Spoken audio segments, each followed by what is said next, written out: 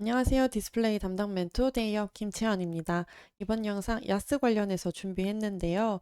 이 LG 디스플레이의 행보에 따라서 주가 영향을 굉장히 많이 받고 있는 야스입니다. 그래서 주가 차트를 보면서 이 구간 어디에서 그렇게 영향을 받았는지 알아보도록 할 텐데요.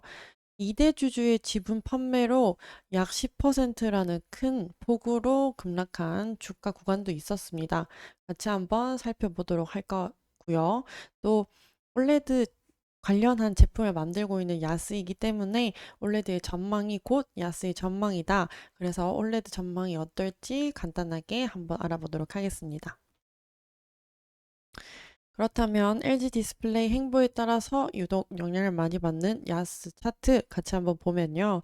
24년 이후에 여러 급등 구간이 있었는데 그 중에서도 LG 디스플레이에 영향을 많이 받는 구간들도 있었습니다.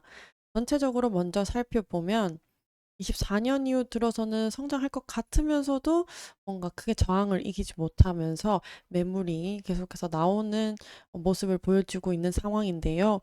그래서 성장보다는 이 지지와 저항에 따라서 벗어나지 못하고 구간에서 머물다가 결국은 하락하는 모습 보여주었습니다. 근데 이 하락세를 키운 것이 LG인데요. 이 구간이, 아이고, 죄송합니다. 이 구간이 약 10%가 빠졌던 그 급락 구간입니다. 뉴스 기사를 살펴보면서 얘기해 볼게요. 7월 8일이고요.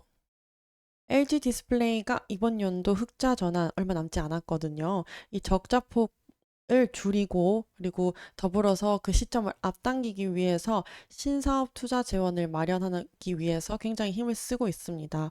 이 옆에 보시는 이미지는요. 중국에 있는 광저우 LCD 공장인데요. LG 디스플레이는 올레드에서 올레드로 전환을 시키기 위해서 LCD를 축소시키고 흑자 전환을 위한 현금 확보를 하기 위해서 광저우 LCD 공장을 매각하려고 하고 있습니다. 그와 함께요, 야스를 포함한 아바테 그리고 우리 ENL까지 보유 지분율을 낮추고 있는 과정에 있습니다. 야스 같은 경우는 15.32%에서요, 9.8%로 약 10%대로 줄어들었고, 이에 따라서 이 재무 건전성을 도모하겠다, 그렇게 하기 위해서 현금을 확보하겠다라는 의미인 것 같습니다. 그 덕분에요, 야스의 주가는 10%대로 급락을 보여주었습니다. 그런데 뭐 급락하는 구간도 있기는 했지만 결국 LG 디스플레이 덕분에 또 주가가 올라간 구간도 있기는 합니다. 살펴보면요.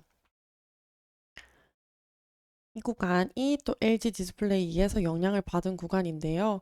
LG 디스플레이의 올레드 비중이 늘어난다라는 소식과 함께 야스의 주가가 급등했습니다. 좋은 테마로서 이제 작용이 된 부분인데요.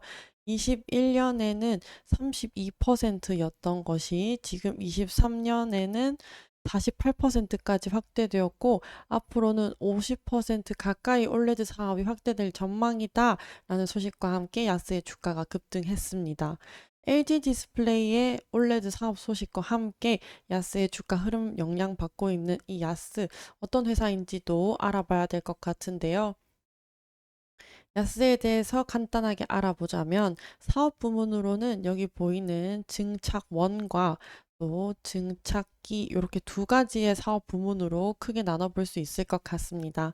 이 올레드 증착기는요, 유리 기판에 자체 발광할 수 있는 유기물질, 이게 유기물질이거든요. 이거를 기체로 금속으로 붙입니다. 불순물을 방지하고 균일하게 유기물질을 부착시키는 기술을 증착기라고 하고요.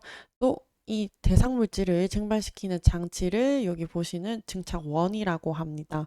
이 두 개의 사업 부문을 야스에서 생산하고 있습니다. 그럼 이 제품들 매출은 어떨지 한번 살펴볼 텐데요. 연도를 거듭할수록 매출 비중이 조금씩 달라지는 모습도 보여지는 것 같은데, 이 위에 있는 표 같은 경우는 지금 23년이 맞는 건데 잘못 표기가 되어 있는 거고요. 감안해서 보자면 매출액은 안타깝게도 계속해서 감소하고 있는 모습을 보여주고 있습니다. 어쨌든 현재 전체적으로 매출액이 감소하고 있는 상황이다 보니 22년, 21년, 그리고 20년에는 그래도 500억대 정도를 유지하고 있는 모습인데, 23년에는 419억 원으로 조금 저조한 매출액을 보여주고 있는 상황인데요. 이 부분은 여기 아래에 있는 그래프로도 한눈에 보여지는 부분이 되겠습니다. 2019년 최고 매출을 기점으로 매출액이 계속해서 감소되고 있는 모습도 보여지고 있는 상황입니다. 사업 지역별 판매를 보면요. 국내, 국내가 지금 81% 정도를 차지하고 있고, 중국이 18% 정도를 차지하고 있는데요. 이 중국 같은 경우는 BOE에 해당되는 매출인 것 같고, 국내는 대체로 LG 디스플레이의 매출로 보여집니다. 그럼 좀 더 자세하게 재무로 살펴보면요. 전체적으로 매출액이 감소한다는 것은 아까 말씀드렸다시피 알 수 있는 상황이고, 특히 22년부터 적자를 한 상황입니다. 매출액이 감소하면서 점차적으로 이익이 감소하고 결국은 적자로 전환된 상황인 것 같은데요. 23년에는 더욱 줄어든 매출액인 420억 원을 기록했고요. 영업 적자 54억 원, 당기순손실 40억 원을 기록했습니다. 이런 적자가 재무상의 요인이 있어 보이지는 않더라고요. 아무래도 사업 자체 매출이 부진하면서 적자가 발생했고, 또한 연결되어 있는 연결 회사의 경영 실적 악화가 더해져서 재무에 영향을 많이 받은 것 같습니다. 이 연결 회사로는요, 주식회사 기전과 주식회사 오플렉스라는 회사가 있는데, 특히 오플렉스를 좀 더 살펴보면요, 23년 기준의 재무를 구하기는 어려웠지만, 이 상황만 한번 살펴보자면, 2019년부터 2021년까지 빠르게 급성장을 이루다가 2022년에 굉장히 하락하는 매출액을 보여준 상황이었습니다. 그에 따라서 영업 적자도 발생한 상황이었는데, 이것들을 23년에도 이어왔다면 야스에 많은 영향을 미치지 않았을까 예상을 해볼 수 있는 부분이 되겠습니다. 24년 1분기 실적 소폭 감소한 것을 알 수 있었는데요. 영업 손실과 당기순 손실 어쩔 수 없이 발생할 수밖에 없겠습니다. 영업 손실 35억 원, 그리고 당기순 손실 27억 원으로요. 그래도 뭐 전년도 동기 대비했을 때보다는 뭐 적자 폭이 조금 감소했다. 이렇게는 볼 수 있겠지만요.